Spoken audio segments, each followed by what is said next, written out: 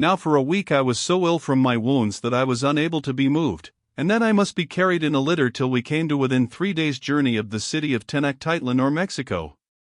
After that, as the roads were now better made and cared for than any I have seen in England, I was able to take to my feet again. Of this I was glad, for I have no love of being borne on the shoulders of other men after the womanish Indian fashion, and, moreover, as we had now come to a cold country, the road running through vast tablelands and across the tops of mountains, it was no longer necessary as it had been in the hot lands.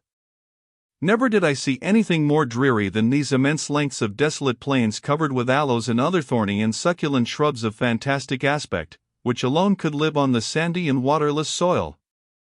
This is a strange land, that can boast 3 separate climates within its borders, and is able to show all the glories of the tropics side by side with deserts of measureless expanse.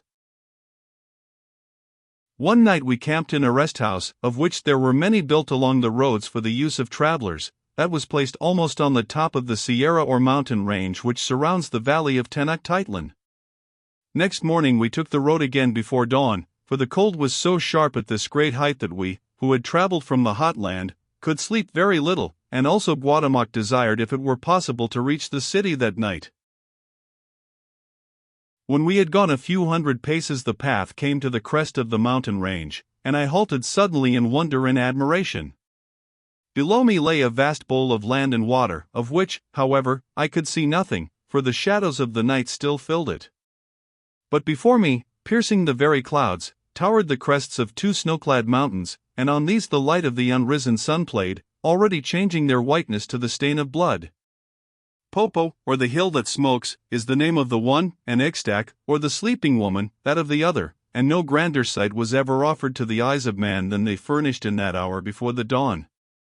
From the lofty summit of Popo went up great columns of smoke which, what with the fire in their heart and the crimson of the sunrise, looked like rolling pillars of flame.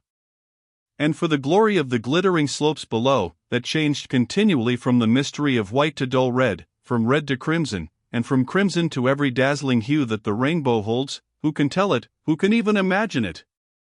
None, indeed, except those that have seen the sun rise over the volcans of Tenochtitlan. When I had feasted my eyes on Popo I turned to Ixtac. She is not so lofty as her husband, for so the Aztecs named the volcan Popo, and when first I looked I could see nothing but the gigantic shape of a woman fashioned in snow, and lying like a corpse upon her lofty bier, whose hair streamed down the mountainside. But now the sunbeams caught her also, and she seemed to start out in majesty from a veil of rosy mist, a wonderful and thrilling sight. But beautiful as she was then, still I loved the sleeping woman best at eve.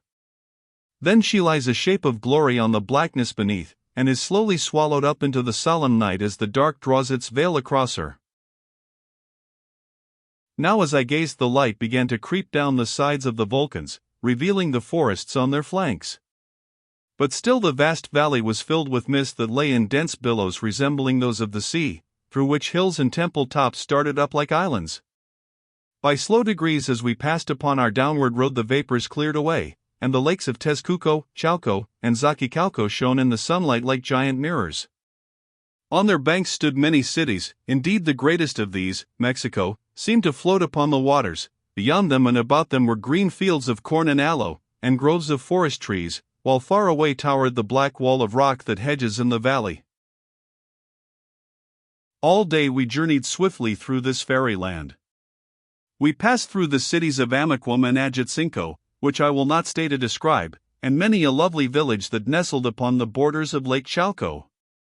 Then we entered on the great causeway of stone built like a road resting on the waters, and with the afternoon we came to the town of Cuitlahuac. Thence we passed on to Iztapalapan, and here Guatemoc would have rested for the night in the royal house of his uncle Cuitlahuac. But when we reached the town we found that Montezuma, who had been advised of our approach by runners, had sent orders that we were to push on to Tenochtitlan, and that palanquins had been made ready to bear us. So we entered the palanquins, and leaving that lovely city of gardens, were borne swiftly along the southern causeway. On we went past towns built upon piles fixed in the bottom of the lake, past gardens that were laid out on reeds and floated over the waters like a boat, past teocallis and glistening temples without number, through fleets of light canoes and thousands of Indians going to and fro about their business, till at length towards sunset we reached the battlement fort that is called Zolok, which stands upon the dike. I say stands, but alas! It stands no more. Cortés has destroyed it, and with it all those glorious cities which my eyes beheld that day. At Zolok we began to enter the city of Tenochtitlan or Mexico, the mightiest city that ever I had seen. The houses on the outskirts, indeed, were built of mud or adobe, but those in the richer parts were constructed of red stone. Each house surrounded a courtyard and was in turn surrounded by a garden, while between them ran canals, having footpaths on either side. Then there were squares, and in the squares pyramids, palaces, and temples without end. I gazed on them till I was bewildered, but all seemed as nothing when at length I saw the great temple with its stone gateways opening to the north and the south, the east and the west, its wall carven everywhere with serpents, its polished pavements, its teocallis decked with human skulls, thousands upon thousands of them, and its vast surrounding tianks, or marketplace. I caught but a glimpse of it then, for the darkness was falling, and afterwards we were borne on through the darkness, I did not know whither. A while went by and I saw that we had left the city, and were passing up a steep hill beneath the shadow of mighty cedar trees. Presently we halted in a courtyard, and here I was bidden to alight. Then the Prince Guatemoc led me into a wondrous house, of which all the rooms were roofed with cedar wood, and its walls hung with richly colored cloths, and in that house gold seemed as plentiful as bricks and oak are with us in England. Led by domestics who bore cedar wands in their hands, we went through many passages and rooms, till at length we came to a chamber where other domestics were awaiting us, who washed us with scented waters and clothed us in gorgeous apparel. Thence they conducted us to a door where we were bidden to remove our shoes, and a coarse-colored robe was given to each of us to hide our splendid dress. The robes having been put on, we were suffered to pass the door, and found ourselves in a vast chamber in which were many noble men and some women, all standing and clad in coarse robes. At the far end of this chamber was a gilded screen, and from behind it floated sounds of sweet music. Now as we stood in the great chamber that was lighted with sweet-smelling torches, many men advanced and greeted Guatemoc the prince, and I noticed that all of them looked upon me curiously. Presently a woman came, and I saw that her beauty was great. She was tall and stately, and beneath her rough outer robe splendidly attired in worked and jeweled garments. Weary and bewildered as I was, her loveliness seized me as it were in a vice. Never before had I seen such loveliness. For her I was proud and full like the eye of a buck, her curling hair fell upon her shoulders, and her features were very noble, yet tender almost to sadness, though at times she could seem fierce enough. This lady was yet in her first youth, perchance she may have seen some 18 years, but her shape was that of a full-grown woman and most royal. "Greeting, Guatemoc my cousin," she said in a sweet voice, "so you are come at last. My royal father has awaited you for long and will ask questions as to your delay.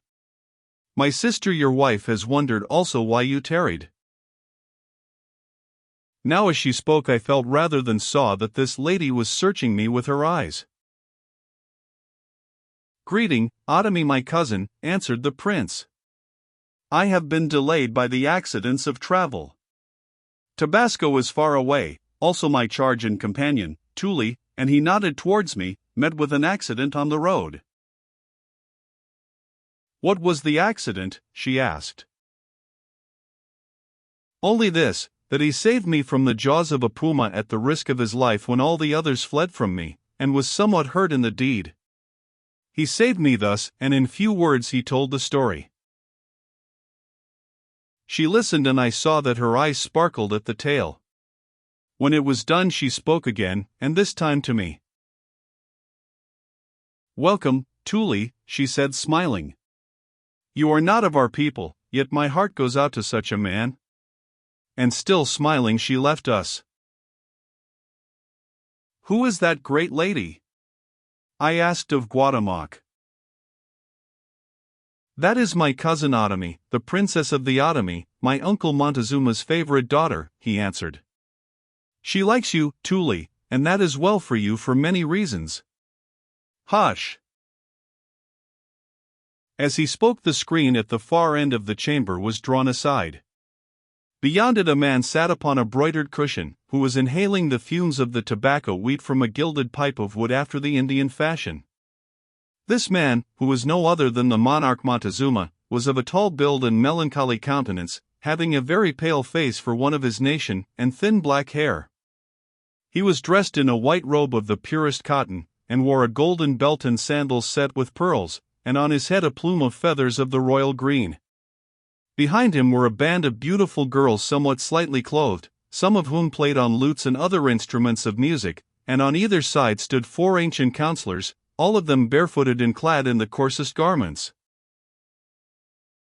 So soon as the screen was drawn, all the company in the chamber prostrated themselves upon their knees, an example that I hastened to follow, and thus they remained till the emperor made a sign with the gilded bowl of his pipe, when they rose to their feet again and stood with folded hands and eyes fixed abjectly upon the floor. Presently Montezuma made another signal, and 3 aged men whom I understood to be ambassadors, advanced and asked some prayer of him. He answered them with a nod of the head, and they retreated from his presence, making obeisance and stepping backward till they mingled with the crowd. Then the emperor spoke a word to one of the counselors, who bowed and came slowly down the hall looking to the right and to the left. Presently his eye fell upon Guatemoc, and, indeed, he was easy to see, for he stood a head taller than any there. "Hail, Prince," he said. "The royal Montezuma desires to speak with you, and with the Tuli, your companion." "Do as I do, Tuli," said Guatemoc, and led the way up the chamber, till we reached the place where the wooden screen had been, which, as we passed it, was drawn behind us, shutting us off from the hall. Here we stood a while, with folded hands and downcast eyes, till a signal was made to us to advance. "Your report, nephew," said Montezuma in a low voice of command. "I went to the city of Tabasco, O glorious Montezuma. I found the Tuli and brought him hither. Also I caused the high priest to be sacrificed according to the royal command, and now I hand back the imperial signet," and he gave the ring to a counselor. "Why did you delay so long upon the road, nephew?" "Because of the chances of the journey. While saving my life, royal Montezuma, the Tuli my prisoner was bitten by a puma. Its skin is brought to you as an offering." Now Montezuma looked at me for the first time, then opened a picture scroll that one of the counselors handed to him, and read in it, glancing at me from time to time. "The description is good," he said at length, "in all save one thing: it does not say that this prisoner is the handsomest man in Anahuac. Say, Tuli, why have your countrymen landed on my dominions and slain my people?" "I know nothing of it, O king," I answered as well as I might with the help of Guatemoc, "and they are not my countrymen. The report says that you confess to having the blood of these Tulis in your veins, and that you came to these shores, or near them, in one of their great canoes."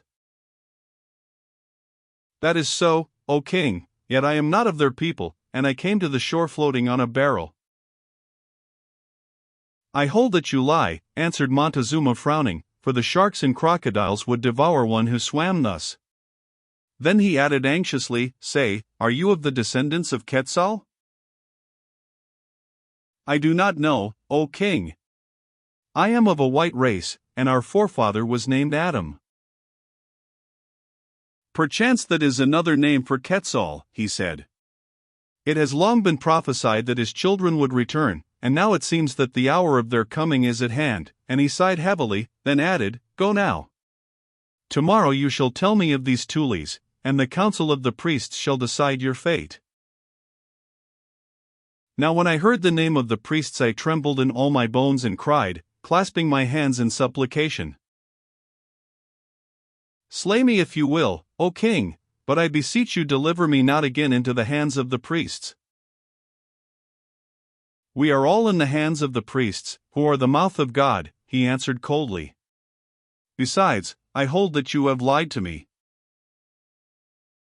Then I went foreboding evil, and Guatemoc also looked downcast.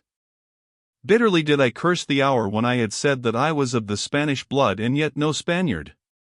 Had I known even what I knew that day, torture would not have wrung those words from me. But now it was too late. Now Guatemoc led me to certain apartments of this palace of Chapultepec, where his wife, the royal Princess Tecuichpo, was waiting him, a very lovely lady, and with her other ladies, among them the Princess Ottomy, Montezuma's daughter, and some nobles. Here a rich repast was served to us, and I was seated next to the Princess Ottomy, who spoke to me most graciously, asking me many things concerning my land and the people of the Tules. It was from her that I learned first that the emperor was much disturbed at heart because of these Tules or Spaniards, for he was superstitious, and held them to be the children of the god Quetzal, who according to ancient prophecy would come to take the land. Indeed, so gracious was she, and so royally lovely, that for the first time I felt my heart stirred by any other woman than my betrothed whom I had left far away in England, and whom, as I thought, I should never see again. And as I learned in after days, mine was not the only heart that was stirred that night. Near to us sat another royal lady, Papansin, the sister of Montezuma, but she was neither young nor lovely, and yet most sweet-faced and sad as though with the presage of death. Indeed she died not many weeks after, but could not rest quiet in her grave, as shall be told. When the feast was done and we had drunk of the cocoa or chocolate, and smoked tobacco and pipes, a strange but most soothing custom that I learned in Tabasco and of which I have never been able to break myself, though the weed is still hard to come by here in England, I was led to my sleeping place, a small chamber panelled with cedar boards. For a while I could not sleep, for I was overcome by the memory of all the strange sights that I had seen in this wonderful new land which was so civilized and yet so barbarous. I thought of that sad-faced king, the absolute lord of millions, surrounded by all that the heart of man can desire, by vast wealth, by hundreds of lovely wives, by loving children, by countless armies, by all the glory of the arts, ruling over the fairest empire on the earth, with every pleasure to his hand, a god in all things save his mortality, and worshipped as a god, and yet a victim to fear and superstition, and more heavy-hearted than the meanest slave about his palaces. Here was a lesson such as Solomon would have loved to show, for with Solomon this Montezuma might cry. I gathered me also silver and gold, and the peculiar treasure of kings and of the provinces. I get me men singers and women singers, and the delights of the sons of men, and musical instruments, and that of all sorts. And whatsoever my eyes desired I kept not from them, I withheld not my heart from any joy.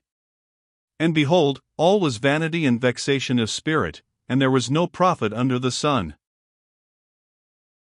So he might have cried, so, indeed, he did cry in other words, for, as the painting of the skeletons and the three monarchs that is upon the north wall of the aisle of Ditchingham Church shows forth so aptly, kings have their fates and happiness is not to them more than to any other of the sons of men. Indeed, it is not at all, as my benefactor Fonseca once said to me, true happiness is but a dream from which we awake continually to the sorrows of our short laborious day. Then my thoughts flew to the vision of that most lovely maid, the Princess Ottomy, who, as I believed, had looked on me so kindly, and I found that vision sweet, for I was young, and the English lily, my own love, was far away and lost to me forever. Was it then wonderful that I should find this Indian poppy fair? Indeed, where is the man who would not have been overcome by her sweetness, her beauty, and that stamp of royal grace which comes with kingly blood and the daily exercise of power? Like the rich wonders of the robe she wore, her very barbarism, of which now I saw but the better side, drew and dazzled my mind's eye, giving her woman's tenderness some new quality, somber and strange, an Eastern richness which is lacking in our well-schooled English women, that at one and the same stroke touched both the imagination and the senses, and through them enthralled the heart. For Ottomy seems such woman as men dream of but very rarely win, seeing that the world has few such natures and fewer nurseries where they can be reared. At once pure and passionate, of royal blood and heart, rich-natured and most womanly, yet brave as a man and beautiful as the night, with a mind athirst for knowledge and a spirit that no sorrows could avail to quell, ever-changing in her outer moods, and yet most faithful and with the honor of a man, such was Ottomy, Montezuma's daughter, Princess of the Ottomy. Was it wonderful then that I found her fair, or, when fate gave me her love, that at last I loved her in turn? And yet there was that in her nature which should have held me back had I but known of it, for with all her charm, her beauty, and her virtues, at heart she was still a savage, and strive as she would to hide it, at times her blood would master her. But as I lay in the chamber of the palace of Chapultepec, the tramp of the guards without my door reminded me that I had little now to do with love and other delights, I whose life hung from day to day upon a hair. Tomorrow the priests would decide my fate, and when the priests were judges, the prisoner might know the sentence before it was spoken. I was a stranger and a white man, surely such a one would prove an offering more acceptable to the gods than that furnished by 1,000 Indian hearts. I had been snatched from the altars of Tabasco that I might grace the higher altars of Tenochtitlan, and that was all. My fate would be to perish miserably far from my home, and in this world never to be heard of more. Musing thus sadly, at last I slept. When I woke, the sun was up. Rising from my mat, I went to the wood-barred window place and looked through. The palace whence I gazed was placed on the crest of a rocky hill. On one side this hill was bathed by the blue waters of Texcoco, on the other, a mile or more away, rose the temple towers of Mexico. Along the slopes of the hill, and in some directions for a mile from its base, grew huge cedar trees from the boughs of which hung a gray and ghostly-looking moss. These trees are so large that the smallest of them is bigger than the best oak in this parish of Ditchingham, while the greatest measures 22 paces round the base. Beyond and between these marvelous and ancient trees were the gardens of Montezuma, that with their strange and gorgeous flowers, their marble baths, their aviaries and wild beast dens, were, as I believe, the most wonderful in the whole world. 5. At the least, I thought to myself, even if I must die, it is something to have seen this country of Anahuac, its king, its customs, and its people. 5. The gardens of Montezuma have been long destroyed, but some of the cedars still flourish at Chapultepec, though the Spaniards cut down many. One of them, which tradition says was a favorite tree of the great emperors, measures, according to a rough calculation the author of this book made upon the spot, about 60 feet round the bole. It is strange to think that a few ancient conifers should alone survive of all the glories of Montezuma's wealth and state. Author.